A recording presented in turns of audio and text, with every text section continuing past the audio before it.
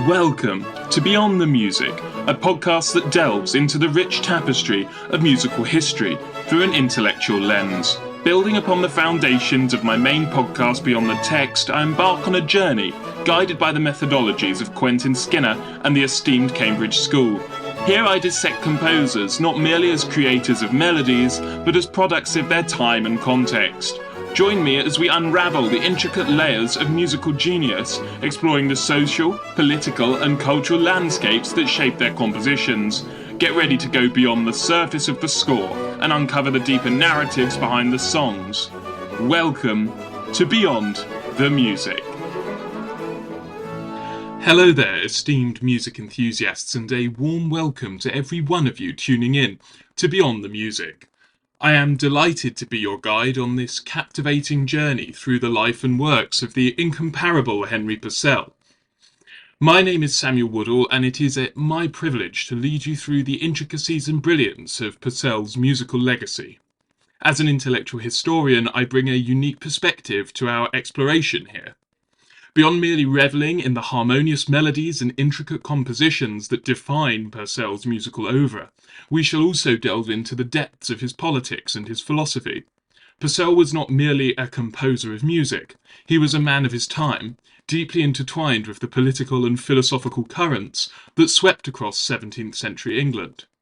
Born in the year 1659 amidst the backdrop of a burgeoning England, Henry Purcell's story is one of the humble beginnings blossoming into a symphony of unparalleled achievement. From his earliest days, Purcell displayed a prodigious talent and an innate affinity for music that would ultimately propel him to the summit of musical greatness. But let us not merely skim the surface of Purcell's narrative, rather let us delve deep into the fabric of his existence, exploring the influences and inspirations that shaped his artistic vision. From the bustling streets of Restoration-era London to the hallowed halls of Westminster Abbey, every facet of Purcell's environment left an indelible imprint on his musical psyche.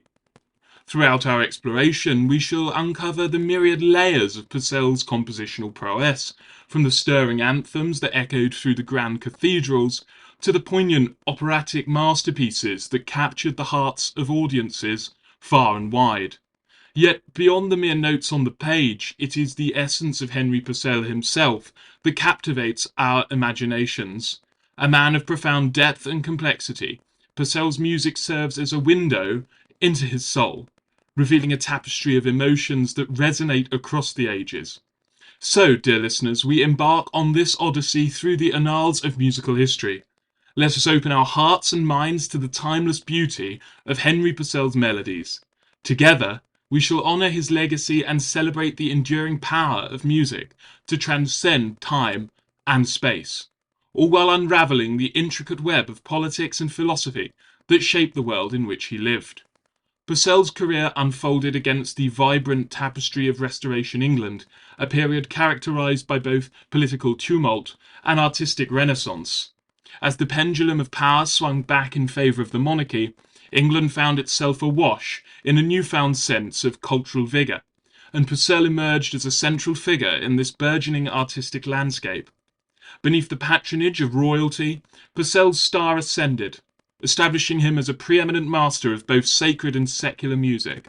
His compositions, imbued with a profound sense of reverence and innovation, captured the essence of the era and left an indelible mark on the annals of musical history. Purcell's theatrical work, in particular, breathed new life into the stages of London, captivating audiences with their melodic richness and dramatic flair. From the opulent masques performed at the royal court to the groundbreaking operas staged in the city's theatres, Purcell's genius shone brightly, illuminating the cultural landscape with unparalleled brilliance. Indeed, it was through his theatrical compositions that Purcell truly cemented his legacy, transcending the boundaries of traditional musical forms to craft immersive experiences that transported audiences to realms both celestial and terrestrial. With each soaring aria and haunting chorus, Purcell wove a tapestry of sound that spoke to the soul of Restoration England, capturing the zeitgeist of an era defined by both grandeur and uncertainty. In the hallowed halls of Westminster Abbey and the bustling theatres of Covent Garden, Purcell's music reverberated with an intensity that belied its timelessness, leaving an enduring imprint on the collective consciousness of all who bore witness to its majesty. As we journey through these annals of history, let us not only celebrate the genius of Henry Purcell, but also marvel at the enduring legacy of Restoration England, a period forever immortalised through the transcendent melodies of its most illustrious son. Purcell's genius, while undoubtedly manifested through his captivating performances, extended far beyond the mere act of entertaining audiences. His choral anthems and sacred music transcended the realm of performance, resonating deeply with listeners and embodying the spiritual essence of the age in which he lived. As we venture further into the rich tapestry of Purcell's musical legacy, we are fortunate to draw upon the invaluable insights of eminent scholars, whose dedication to unravelling the mysteries of his life and artistry has paved the way for a deeper understanding of his work. Although these esteemed scholars, Richard Wigmore stands as a beacon of knowledge and authority in the realm of British music. Through his meticulous research and erudite analysis, Wigmore guides us through the labyrinthine corridors of Purcell's courtly endeavours and theatrical triumphs, offering invaluable glimpses into the composer's multifaceted career. In tandem with Wigmore's contributions, the scholarly depth and analytical prowess of Percy Scholes offer further illumination into the intricacies of Purcell's compositions. With a keen eye for detail, Scholes unveils the harmonic complexities and thematic motifs woven into each of Purcell's masterpieces, enriching our appreciation for the depth and sophistication of his musical craftsmanship. Yet it is Andrew R. Walking's penetrating analysis of Purcell's opera Dido and Aeneas that truly unveils the layers of political allegory embedded within its narrative and music. Through a meticulous examination of character dynamics and thematic motifs, Walking reveals how Purcell skillfully reflects the contemporary political tensions and power struggles of 17th century England. In doing so, he not only sheds light on the historical context of the opera, but also underscores Purcell's remarkable ability to seamlessly integrate political themes into his musical compositions, elevating them beyond mere entertainment to profound reflections of the societal dynamics of his time. Together, the collective scholarship of Wigmore, Scholes, Walkling serves as a beacon of enlightenment, guiding us through the intricate web of Purcell's life and artistry, and illuminating the enduring significance of his contributions to the world of music and beyond. United as avid explorers of the boundless realms of artistic expression, we together embark on a transcendent journey through the landscapes of Henry Purcell's imagination. From the majestic grandeur of royal processions to the profound intimacy of sacred rituals, Purcell's music serves as our guiding compass, leading us through the intricate tapestry of emotions that define the human experience. In the ethereal melodies and haunting harmonies that flow from his compositions, we catch glimpses of a nation in flux, its collective soul laid bare before us. Through the lens of Purcell's music, we bear witness to the echoes of joy, sorrow, and transcendent beauty that reverberate throughout the annals of history, transcending the constraints of time and space. As we navigate through the labyrinth of Purcell's musical legacy, let us do so with hearts open to the profound depth of his artistry and minds attuned to the rich tapestry of emotions he weaves. Join me, dear listeners, as we surrender ourselves to the allure of discovery and celebration, honouring the enduring legacy of Henry Purcell, and allowing his immortal melodies to echo through the corridors of time, resonating with the eternal rhythms of the human spirit.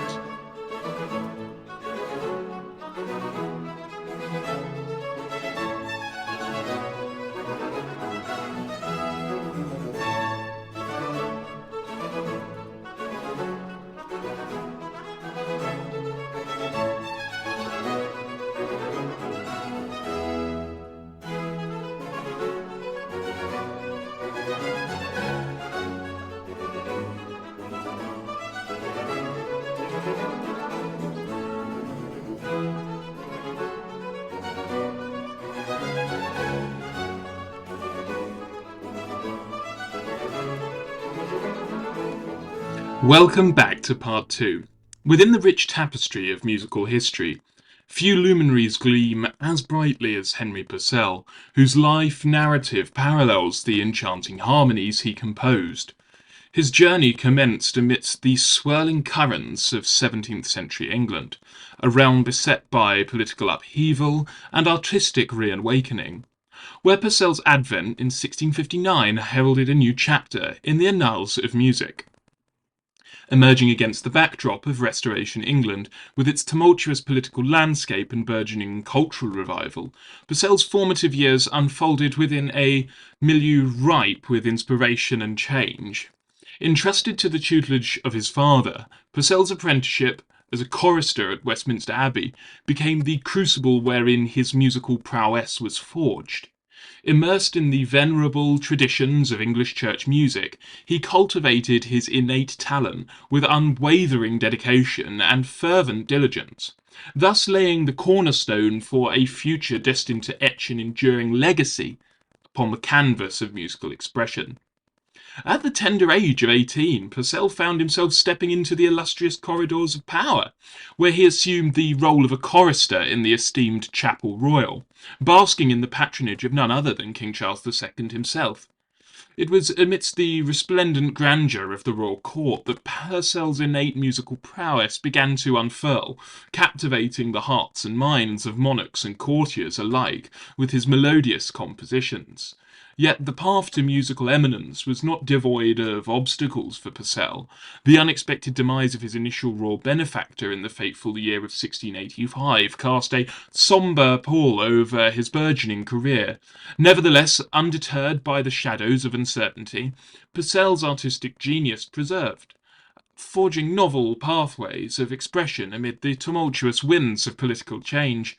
His talents found renewed resonance, most notably evidenced in the masterful composition of anthems commissioned for the grand coronation ceremony of James II, marking yet another milestone in his illustrious journey through the annals of musical history.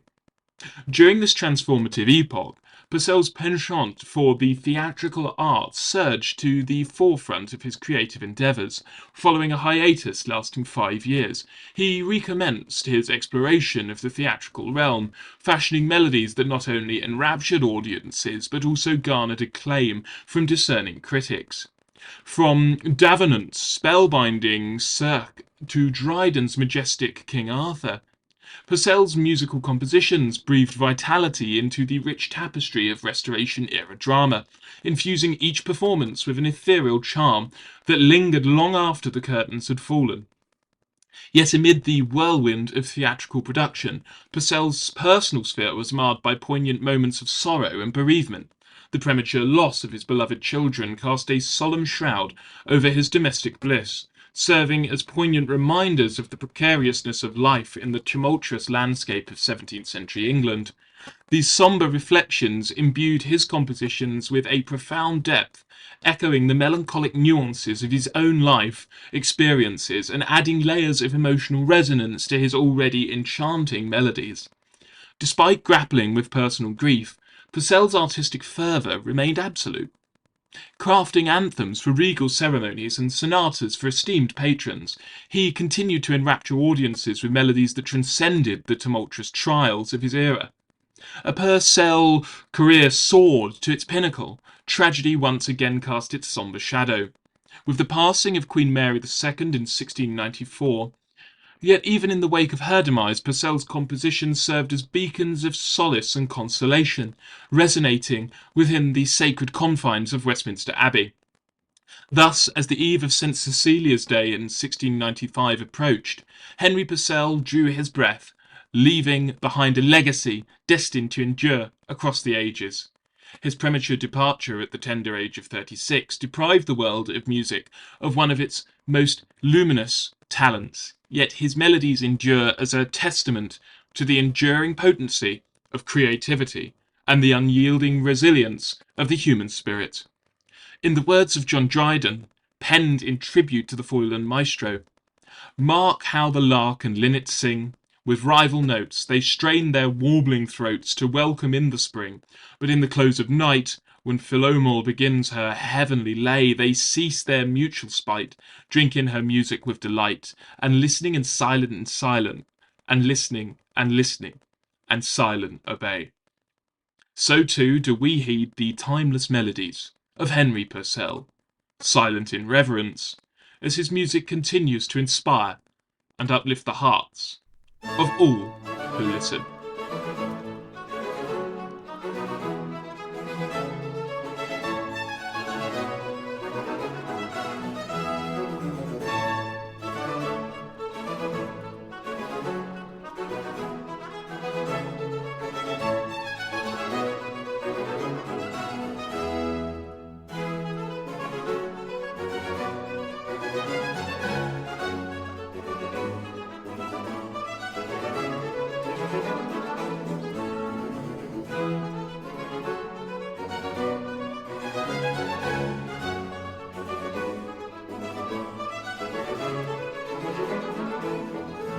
Welcome back to section 3. Let's embark on a journey through the archives of history, winding our way back to late 17th century England, an era teeming with a tapestry of events that shaped its identity. This period, categorized by a tumultuous political landscape, religious discord, and a vibrant burst of cultural innovation, serves as the backdrop against which Purcell's timeless opera, Dido and Aeneas, unfolds. Within the vibrant atmosphere of late 17th century England, amidst the echoes of political strife and the resonance of religious discord, emerges the poignant narrative of Dido and Aeneas. This masterpiece of the Restoration era seemingly delves into the timeless themes of love, deceit, and tragedy, resonating with audiences across centuries.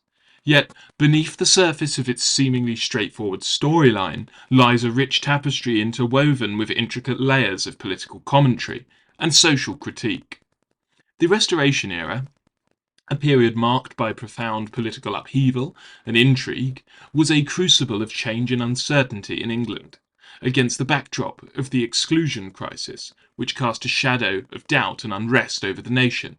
Artists and intellectuals navigated a landscape fraught with censorship and political repression.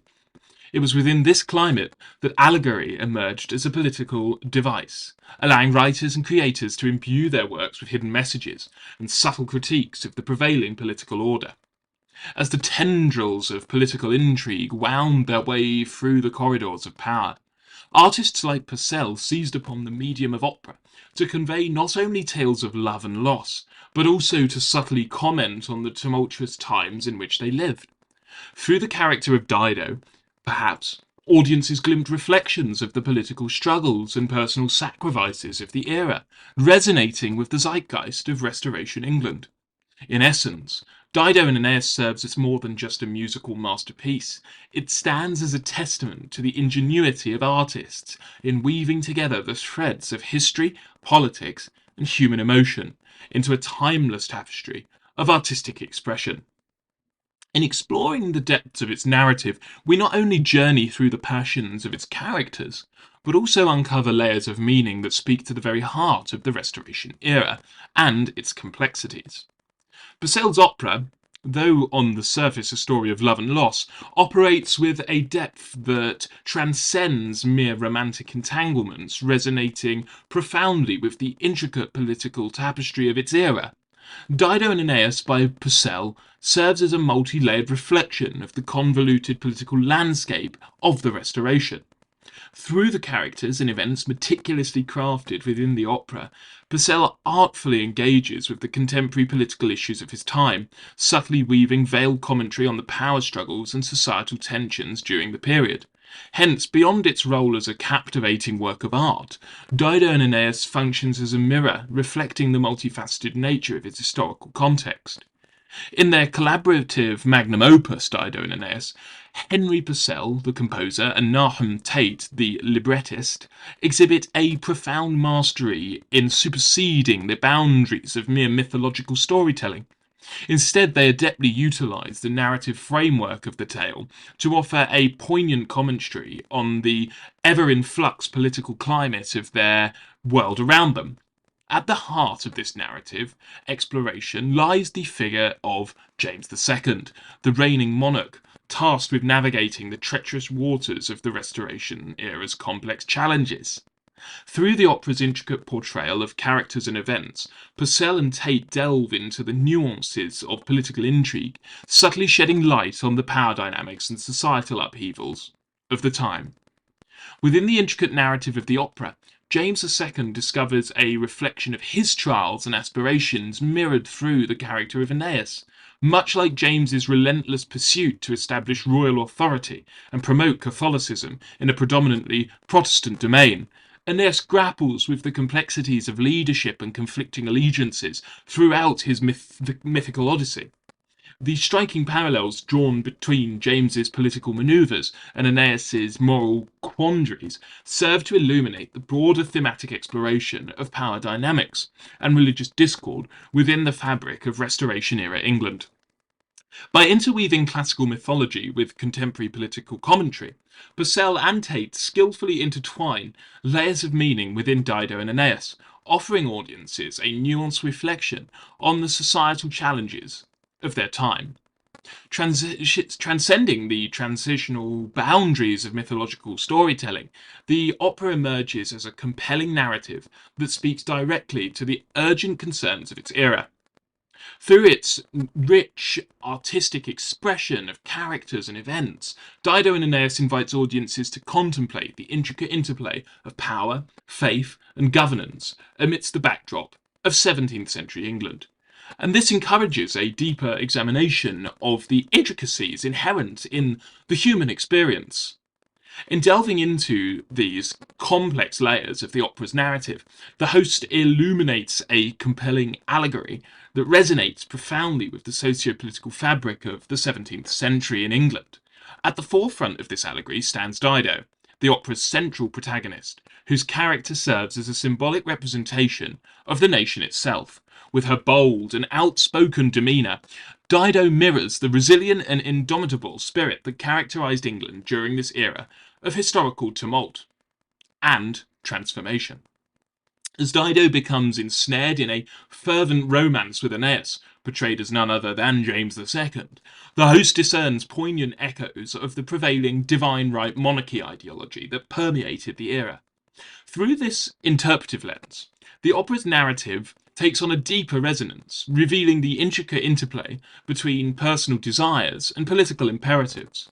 Aeneas, torn between his affection for Dido and his responsibilities as a leader, grapples with the complexities of duty and allegiance, embodying the struggles faced by monarchs navigating the turbulent waters of 17th century England's politico-theological landscape. As the opera unfolds, the host's insightful analysis reveals a striking parallel between the ramifications of Aeneas's decisions within the narrative and the far-reaching impact of James II's choices on the trajectory of England's history. Just as Aeneas's actions profoundly shape the destiny of Carthage within the storyline, James II's decisions resonate throughout the kingdom, leaving an indelible mark on the course of England's political evolution. In unpacking these allegorical elements, the host invites audiences to explore the intricate parallels between the characters' dilemmas and the broader socio-political dynamics of the 17th century. Through this lens, the opera emerges not only as a captivating work of art, but also as a poignant reflection of the complexities and tensions inherent in the era's political landscape. Delving deeper into the narrative, the host draws attention to the fraught nature of Dido's love for Aeneas, which mirrors England's conflicted relationship with James II. A devout Catholic monarch, James II's reign elicited fears of tyranny and betrayal amongst his predominantly Protestant subjects. In this context, Dido's tragic fate, abandoned by Aeneas under the influence of sinister forces, serves as a potent allegory for the uncertainties and betrayals experienced by England under James II's rule, in cahoots with Catholic Europe under Catholic Rome. The Witch's Cave, a haunting backdrop in the opera, symbolises the clandestine machinations of external powers, particularly Rome, seeking to undermine England's Protestant identity. As the mysterious figures of the witches enter the stage, they add an eerie dimension to the narrative, serving as a stark reminder of the perceived threats facing England. Through their portrayal, the opera captures the pervasive anxiety surrounding the spectre of Catholicism and the fear of foreign interference that permeated the 17th century. Act 2 of the opera unfolds against the eerie backdrop of the Grove, a haunting setting reminiscent of the tragic fate of Actaeon. Within the atmospheric stage, the inexorable downfall of Dido is set in motion. As the departure of Aeneas, manipulated by deceptive sorceresses disguised as Mercury, becomes the catalyst for her descent into despair. This pivotal moment not only serves to foreshadow the impending tragedy, but also underscores the intricate web of manipulation and political intrigue woven throughout the narrative. In the opera's poignant final act, Dido's aria emerges as a powerful expression of her anguish and resignation, through the seamless fusion of Purcell's masterful composition and Tate's evocative libretto. Her lament reverberates with the weight of fate and the complexities of power dynamics. In this climactic moment, Dido's fate is sealed, her tragic demise serving as a poignant testament to the inexorable forces of destiny entwined with machinations of political intrigue. Dido and Aeneas transcends its status as a mere tale of star-crossed lovers, evolving into a profound commentary on the turbulent events of its time. Through the haunting melodies of Purcell and the insightful storytelling of Tate, the opera unfolds as a vivid depiction of a society grappling with the capricious whims of fate and the insidious machinations of power, delving into themes such as love, betrayal, and the relentlessness march of destiny. Dido and Aeneas offers audiences a poignant glimpse into the tumultuous era from which it emerged, prompting reflection on the enduring interplay between personal passions and larger societal forces that shape human destiny. As the final curtain falls, enveloping the audience in hushed reverence, Dido and Aeneas leaves lingering echoes of power, responsibility, and the indelible imprint of political intrigue. In this introspective moment, the opera transcends its immediate narrative confines, beckoning viewers into a contemplative space, where the resonance of its themes reverberates like a haunting melody.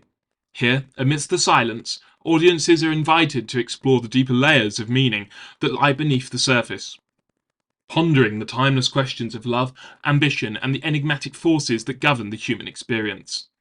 Viewed through the lens of history, Nahum Tate's masterpiece reveals itself as a profound meditation on the intricate tapestry of England's tumultuous past. Within the rich fabric of the opera's narrative, we uncover reflections of the nation's enduring struggles with authority, the weighty burdens of leadership, and the far-reaching consequences of political manoeuvring. Tate's keen portrayal of characters grappling with the complexities of power serves as a poignant mirror reflecting the challenges that beset England during the era in which the opera took form. As the final echoes of the opera fade into the silence of the theatre, a profound sense of introspection lingers, prompting contemplation of the enduring legacy of political intrigue and its profound impact on our society.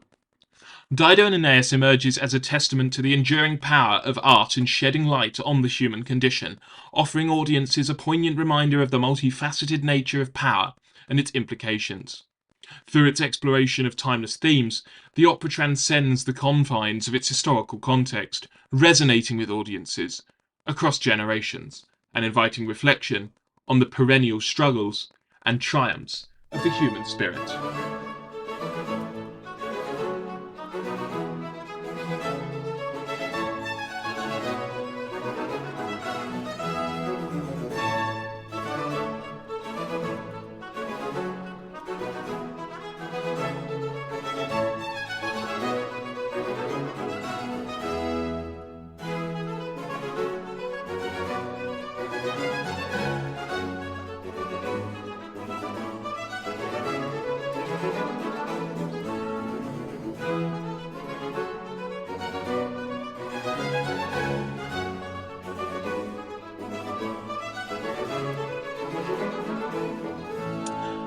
Now, any scholar who's worth their salt knows that myths are more than just simple stories. They serve as a framework for understanding the world and one's place within it. As Ken MacLeod from the University of Toronto explains, myths provide a retrospective pattern of moral values and societal orders, strengthening tradition and shaping national identity. In this context, Purcell's King Arthur emerges as a significant cultural artifact, reflecting the political and social dynamics of the opera's time. The post-Civil War and Glorious Revolution era in England heightened the need to solidify English racial identity. Two competing myths vied for prominence, one centred around the legendary King Arthur, tracing English origins back to the city of Troy, and the other asserting a more historically grounded narrative of English descent. Each myth served political agendas, with Arthurian legend often employed to support the monarchy. Geoffrey of Monmouth's History of the Kings of Britain, despite its lack of historical grounding, gained acceptance well into the 17th century. It presented a fantastical account of King Arthur's reign, appealing to the Norman conquerors and later English monarchs who sought to align themselves with Arthurian imagery. John Dryden's semi-opera, King Arthur, though not strictly adhering to the familiar Camelot narrative, drew heavily from Geoffrey's account. It depicted Arthur's quest to unify Britain and liberate the Christian Britons from pagan Saxons, resonating with the political realities of the time. Dryden's work, initially intended as a royalist allegory, underwent revisions following the Glorious Revolution, reflecting the shifting political landscape. The opera's allegorical elements, particularly in its portrayal of Arthur and Oswald, mirrored contemporary political tensions. As MacLeod suggests, the opera's music, such as the seductive aria chorus, "Come follow, follow me," likely served as a tool for political persuasion, appealing to both English patriotism and caution against Whig ideals. So, in Purcell's opera, King Arthur, it's an exploration of ideology and racial myth.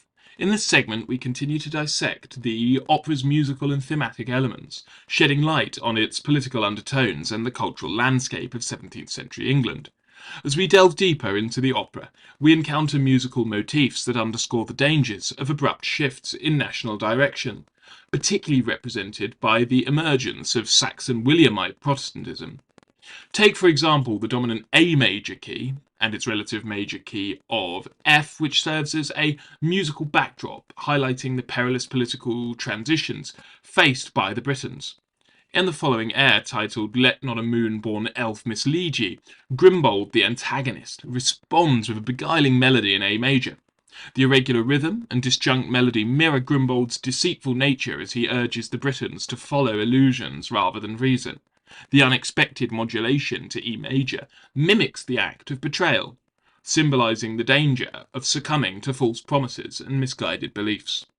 These musical choices underscore the Britons' political dilemma as they navigate between divine lineage and empirical rationality. Philidel, representing Arthur's Trojan ancestry, ultimately prevails over Grimbold's deceit, leading the Britons to a path of enlightenment and unity, as depicted in the chorus, "Come follow, follow me." This underscores the subtle political persuasion embedded within the opera's music. Despite variations in the Arthurian narrative, the opera consistently reinforces the Britons' racial and religious superiority, inherited from their Trojan-Arthurian ancestors. Scenes such as the pagan Saxon ceremony and subsequent battle highlight the contrast between British valour and Saxon barbarism, perpetuating the myth of racial and cultural superiority. Dryden's portrayal of Arthur, with the music of Purcell, as a forgiving and virtuous leader, reflects an archetypal model for the monarchy and the English nation, emphasising qualities of strength, courage, and wisdom.